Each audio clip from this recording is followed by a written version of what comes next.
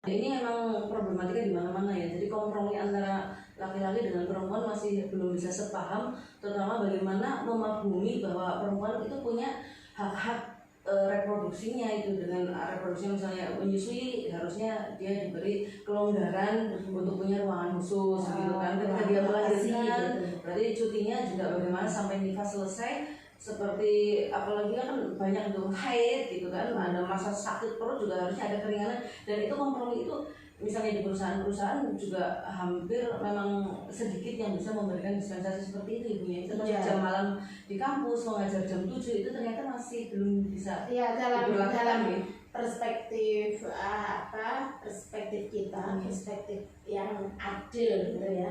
Maaf ya, adil itu tidak harus sama. Adil itu bisa sama, bisa diperlakukan berbeda, tapi diperhitungkan ekuivalensinya.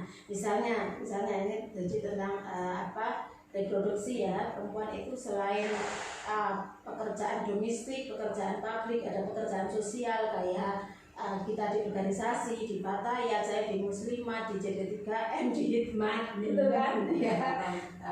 Nah itu juga ada reproduksi kodrati namanya, seperti tadi head, hamil, melahirkan, menyusui ya.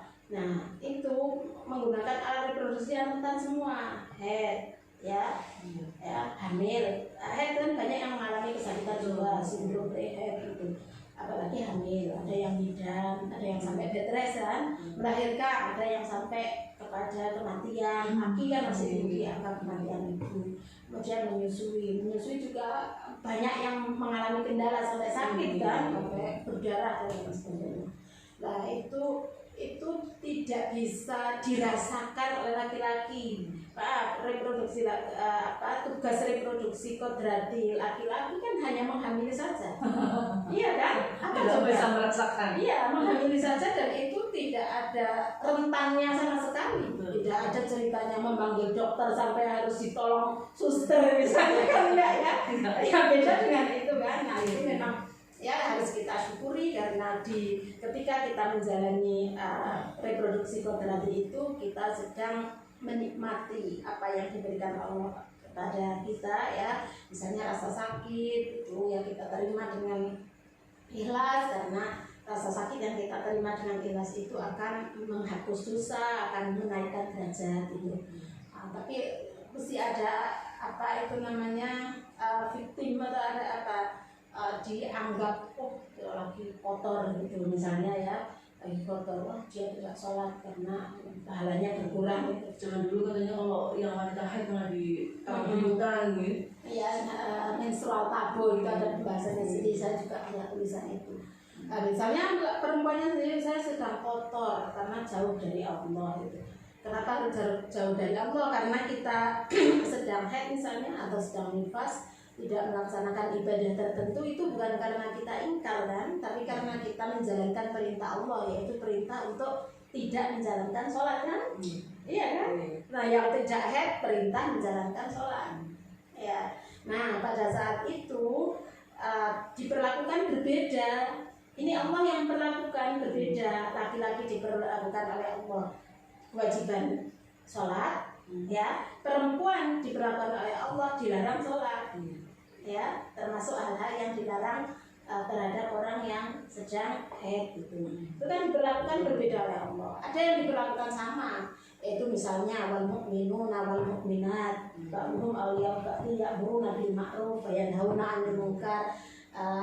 Laki-laki mukmin dan perempuan mukminat ya, mereka sama-sama berkewajiban amar ma'ruf nahi munkar, menjalankan sholat dan lain sebagainya. Iya kan? Nah kemudian perlakuan di masyarakat Muslimnya juga berbeda. Kalau WC umum misalnya atau toilet umum gitu ya, toilet itu misalnya di IAIN mahasiswanya misalnya sama, katakanlah 50 mahasiswa, 50 mahasiswi, toiletnya harus beda dong, karena perempuan lebih lama ketika dia sedang haid. Di kamar mandi kan lebih lama, ya kan, membersihkan darahnya, menggunakan pembalutnya, mencuci pembalutnya, kemudian diletakkan di tempat tertentu kan lebih lama. syar'i itu. Kalau sama saja di kamar mandi laki-laki sudah kosong, di perempuan masih banyak. Terus yang perempuan ke yang laki-laki gimana? Nanti laki-laki pas masuk. Itu mungkin tidak dipikirkan, dikira itu hanya kebutuhan perempuan saja, padahal kebutuhan agama itu. Memang harus spesialisasikan untuk yang perempuan ya. Kebutuhannya berbeda. Laki-laki tidak butuh pembalut kan, tidak butuh mencuci pembalutnya dan darahnya ketika saat-saat tertentu kan. Nah, lagi perempuan yang memiliki anak biasanya ikut serta anaknya kan, iya kan, dia melaksanakan hajatnya dan anaknya. Di kampung-kampung bukan hanya itu, tapi juga nyuci apa-apa itu kan. Buya ini kan Buya 3 kali ke Hong Kong dalam 1 kali kunjungan itu sampai dengan setengah bulan berarti 14 hari ya. 15 hari. Atau 15 hari. Itu dari TKW yang ada di Hong Kong, ada nggak pelajaran yang bisa di-share untuk semuanya saja tentang bagaimana mungkin ada perlakuan diskriminasi di sana, atau misalnya pengalaman-pengalaman bagi perempuan-perempuan yang bekerja jauh sekali dari negaranya? Ya, temanya banyak sekali ya. Ini soalnya kan jarang ini ada ibu dosen sampai ke Hong Kong 3 kali, sekali ke sana setengah bulan. Mungkin kan berarti ada yang kaitannya dengan masalah gender ini, ada yang bisa di-sharekan? Ya, jadi gini ya Bapak ya, saya belajar gender itu lama sekali, dan dari tokoh-tokoh kantor internasional. Zaman Sejikra ya semester 5 itu saya sudah sering layak kan, layak berjalan. Saya layak terus memang. Tapi saya diperbolehkan sama izin sama Bapak sama Ibu. Tidak diizinkan saya nggak berani. Waktu saya perpisahan ke Batu Raden, perpisahan kelas loh ya, saya Nikma Alifah, terus Inung, Nur Hayat, Nunung itu loh, Tegal, Inung ya, itu kan tidak diperbolehkan berangkat ke Batu Raden, padahal sudah dijajan, sudah niat, terus kita nggak berangkat, tapi di Jakarta sejak semester 5. Terus semester berapa setelah skripsi itu setengah bulan sekali, kemudian sebulan sekali, kemudian saya menetap di Jakarta juga khusus tentang kajian dan gender. Tapi bagi saya gender itu teori kan, diciptakan manusia kan. Ketika teori itu tidak sesuai dengan syarat, dengan yang qat'i, ya kita tidak gunakan. Namanya ciptaan manusia kan tentu saja ada salah kelirunya kan. Jangan sampai tetapi bahwa gender itu sebuah ilmu yang luar biasa bagi saya, karena ya gender itu mempelajari tentang laki-laki dan perempuan, perannya apa, ya kewajibannya apa, kemudian ada diskriminasi apa, siapa yang melakukan, bagaimana cara menghentikan. Itu kan kerja-kerja agama sebetulnya, menghentikan kezaliman. Nah, ini kezaliman yang dilakukan oleh laki-laki terhadap perempuan, atau perempuan terhadap laki-laki, atau bisa perempuan terhadap perempuan, atau laki-laki terhadap perempuan, laki-laki terhadap laki-laki, ibu terhadap anak, bapak bisa. Jadi perempuan terhadap laki-laki bisa juga.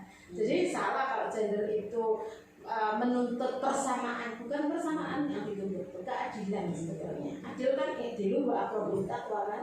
Nah, adil tadi sudah saya sampaikan, bisa diperlakukan sama, bisa diperlakukan berbeda di perhitungan ekuivalensinya. Tapi dalam agama ada yang tidak boleh diperhitungkan ekuivalensinya. Tahu nggak? Pokoknya sudah paten itu, misalnya dalam hal waris. Sudah hitungan. Saya meneliti tentang waris juga ya, perspektifnya gender. Tapi saya menemukan tapi ayatnya itu jelas, la tadruna ayyuhum aqrabu lakum naf'a. Fariidatan minallah. Menurut mayoritas ulama itu ayat sudah qat'i. Artinya hitungan-hitungan itu sudah qat'i. Ya, la tadruna ayyuhum, mereka kalian semua tidak akan mengetahui, tidak pernah mengetahui ayyuhum aqrabu lakum naf'a.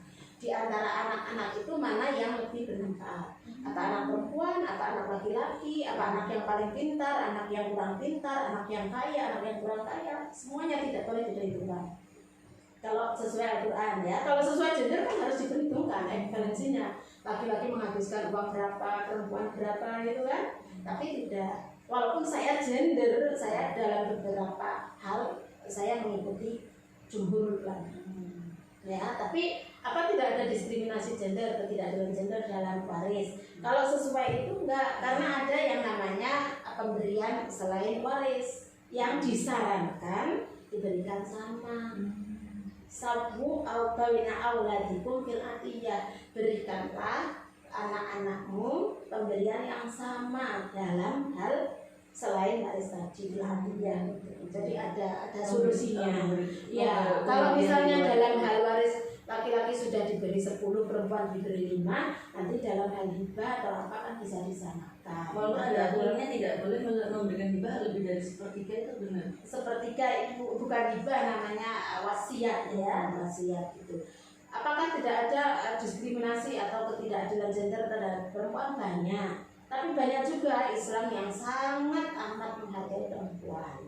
Banyak sekali. Jadi kita harus di sini harus objektif ya. Mana yang sifatnya teks-teks itu yang sifatnya qot'i ya, dan harus kita laksanakan, mana yang sifatnya kondisional dan kita bisa diskusikan. Jadi tidak semuanya misalnya ya hal waris itu saya tetap memegangi ada ayat lah tadaruna ayyuhum aqrabu itu misalnya.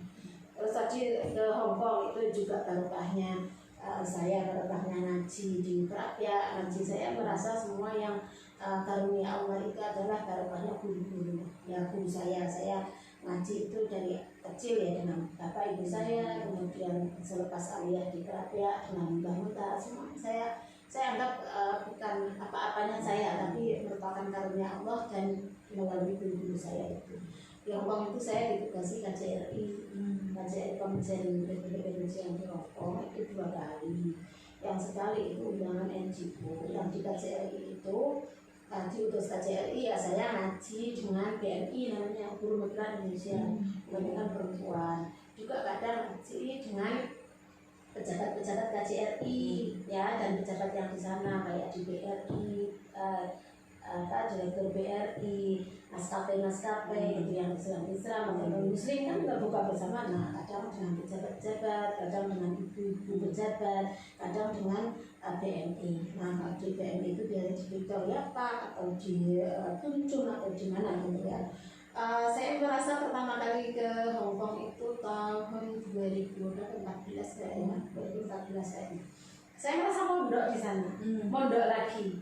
Ya, saya ingat banget bahwa waktu ngaji muhadzab, ya pagi hari ya muhadzab. Saya kalau ngaji mesti di depan dan harus banyak kan tentang masalah pertanahan gitu kalau nggak salah. Muhadzab kan saya ada pertanahan, ada rekening koran dan lain sebagainya. Pas kita kan tentang itu ya, sudah masuk pada fikih muamalah ya.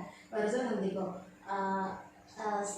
barangkali ya apa yang dituhankan oleh agama lain ya, bisa juga nabi, karena nabi itu tidak diceritakan jumlahnya berapa, namanya siapa saja gitu.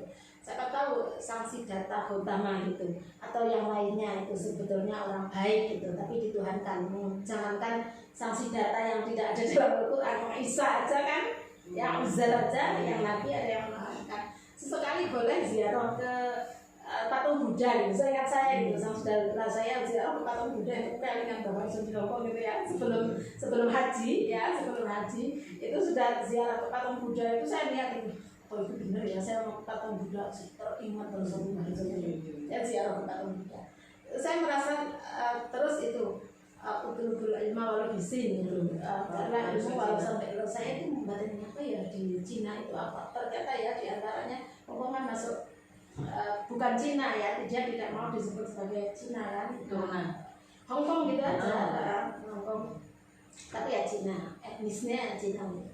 Ternyata ya saya pertama kali tahun 2014 itu pertama kali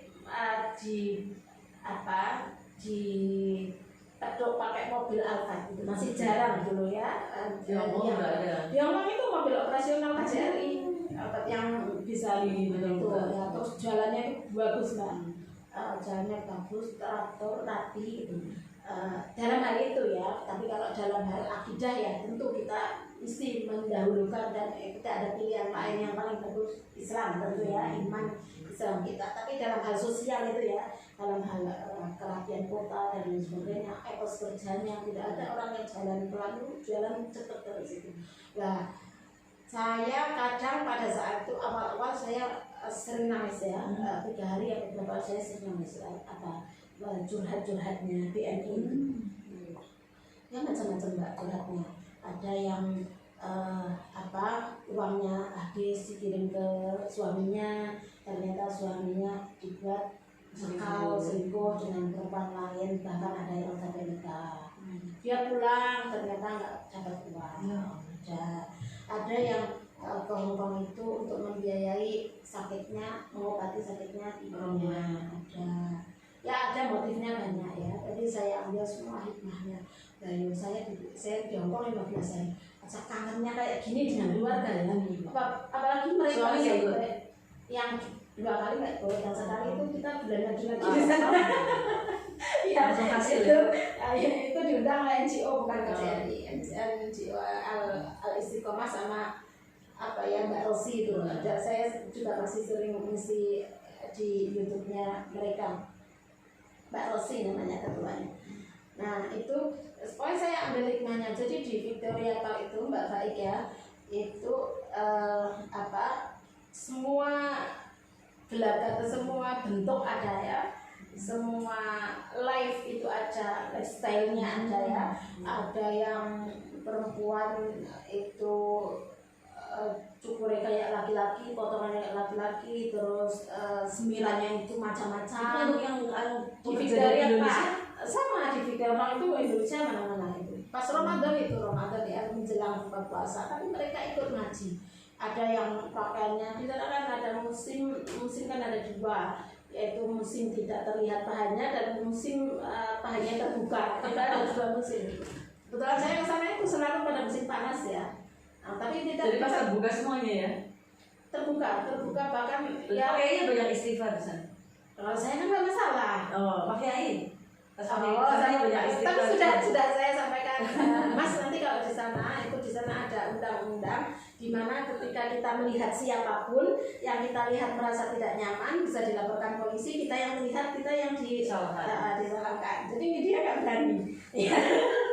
Tapi memang iya, bukan karena saya memang iya kayak gitu. Ternyata di Inggris sudah begitu. Sama. Jadi ya saya sudah termasuk di Hongkong tidak boleh misalnya melakukan hal yang tidak senang iman di depan umum. Banyak. Kita yang tidak boleh melihat di NTR ya, di NTR yang di bawah tanah itu ya Mbak ya kan. NTR itu kereta di bawah tanah, kemudian naik lagi ke gunung, nyebrang laut gitu kan, biasa di sana ada. Itu ya up to you gitu ya, terserah mereka, tapi asalkan kita tidak mengganggu gitu. Jadi bisa melakukan cuma di depan bolehnya. Bukan boleh atau tidak, saya nggak tahu boleh atau tidak, tapi kita tidak boleh melihat. Yang tidak boleh itu. Karena yang saya dengar itu kalau di Hongkong malah sekarang aturannya lebih Islami daripada di Turki. Kalau di Turki di depannya masjid biru itu bisa ada yang sampai itu nggak di depan masjid ya, di NTR gimana? Saya melihat dengan mata kepala sendiri dan teman-teman BMI saya bilang pokoknya tidak boleh. Dan itu kebanyakan kan anak-anak remaja yang saya lihat ya, anak-anak remaja itu di depan sekolahan saya, di depan sekolahan itu kalau di perpustakaan sih nggak ada, nggak ada di tempat-tempat umum itu. Nah saya ambil hikmahnya saja, mereka ya Allah begitu mereka begitu besar hati dan begitu berani mengambil resiko ya, karena jauh dari keluarga dengan berbagai macam resikonya itu ya. Tapi juga ada juga yang Hongkong itu umat itu sebetulnya sudah cukup di rumah, tapi di rumah itu kurang banyak, jadi mau ngapain gitu ya mungkin ya. Ada di Malaysia juga pernah saya gitu.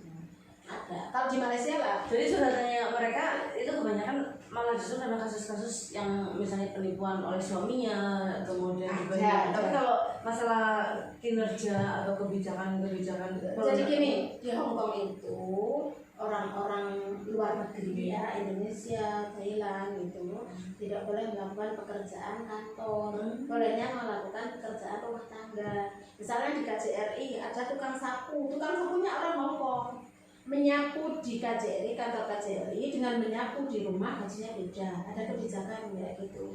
Jadi orang-orang kita itu kebanyakan pekerjaan rumah tangga, mengasuh anak, mengasuh orang jompo gitu ya. Itu ya Allah Mbak, nek tahu dengan pekerjaannya itu ada yang berat sekali, ada yang sholat saja sampai umpet-umpetan ya, nggak boleh sama majikan atau karena nggak ada waktu? Ada yang tidak boleh sama majikan, ada yang ya ada juga yang sholat berjamaah di KJRI ngajak anak majikannya disadarkan ikut sholat juga, lucu-lucu gitu. Ketika sama Pak Nasruddin itu sama apa Hari Raya Idul Adha ya, imami di lapangan tenis dekat masjid itu.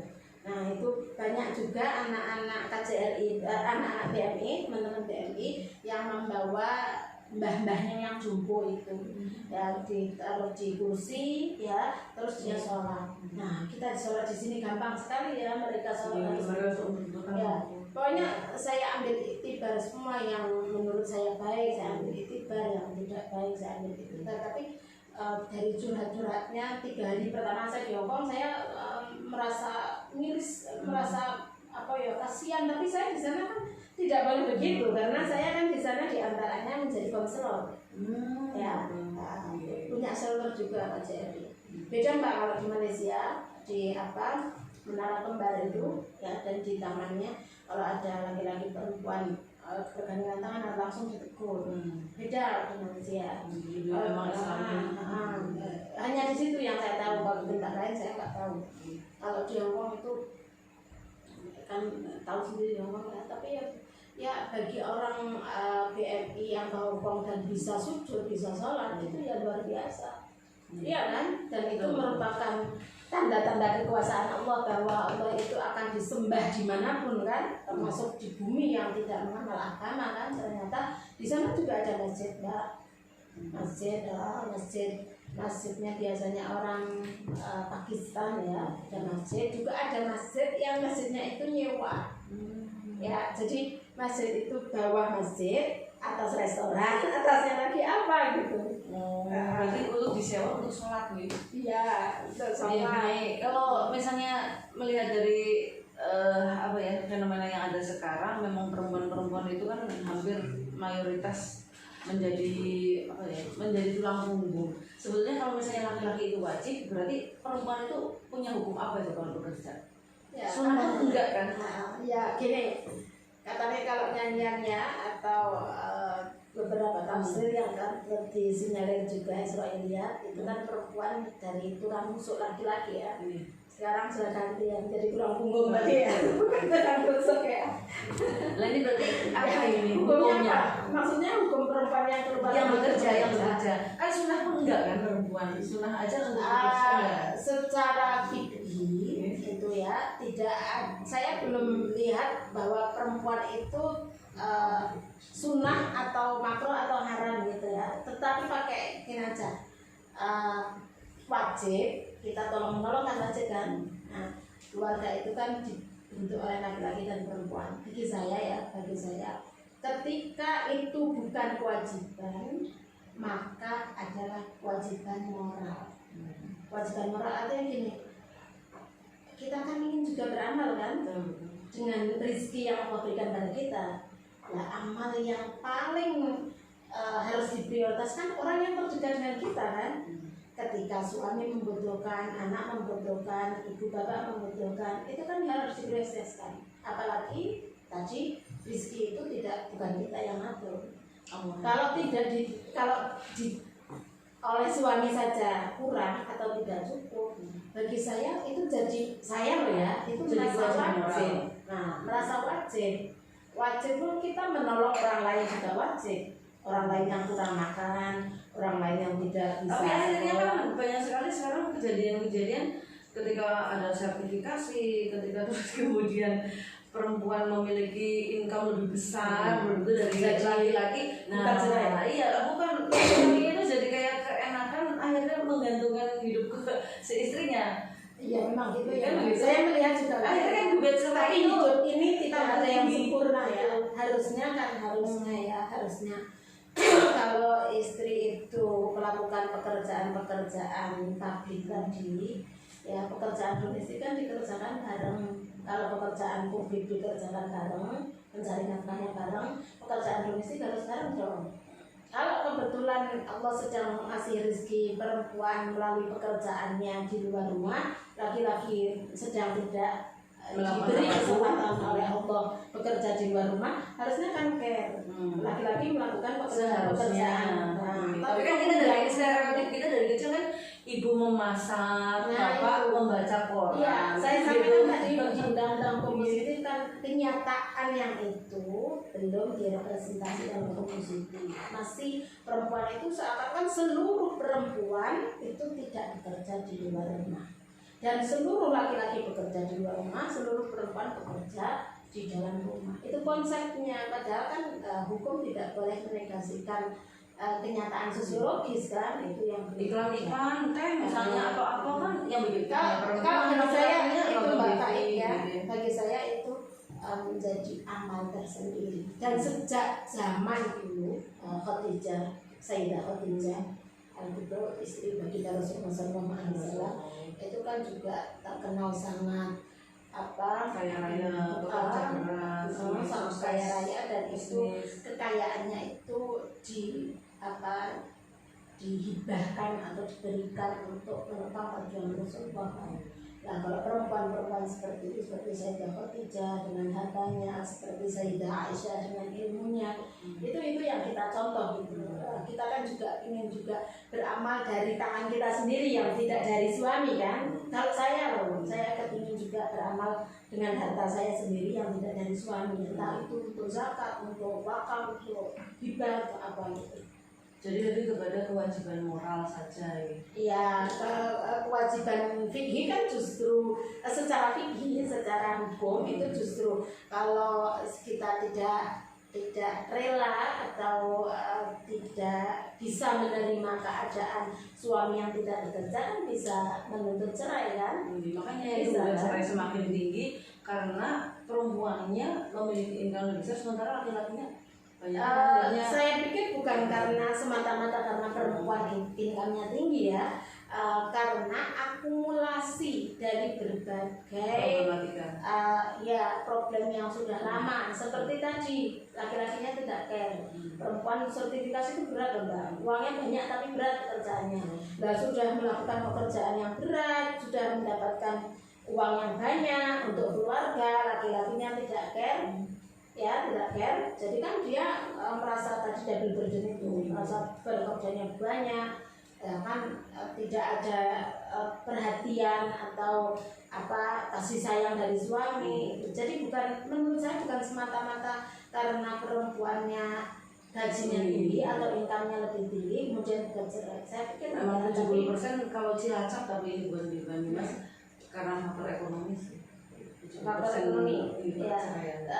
Tapi menurut saya ya perlu diteliti ulang karena bukan semata-mata saya mau gugat karena saya gajinya banyak, enggak, tapi karena sudah dari lama tidak ada.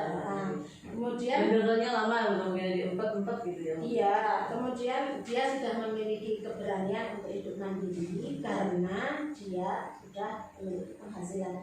Tapi maaf ya, bagi saya jangan sampai rezeki itu menjadikan fitnah. Iya kan, penghasilan banyak ya, kemudian keluarganya menjadi tidak harmonis, bagi saya itu fitnah ya, bisa menjadi fitnah namanya ya. Kalau penghasilan banyak kan mestinya semakin harmonis. Nah, harmonisnya keluarga tidak hanya diciptakan oleh suami atau istri saja, harus diciptakan bareng-bareng oleh suami dan istri. Nah, mestinya itu juga dalam tataran hukum juga sudah diatur ya, seperti hukum keluarga di beberapa negara itu kayak tidak salah itu di Kuwait ya, mencari nafkah itu menjadi kewajiban bersama. Nah, mestinya kalau menjadi kewajiban bersama maka pekerjaan rumah tangga harusnya bersama. Kalau diatur seperti itu mungkin bisa meminimalisir, jadi ada care ya. Kalau suami istri saya keluar rumah, ya saya bisa melakukan pekerjaan di rumah.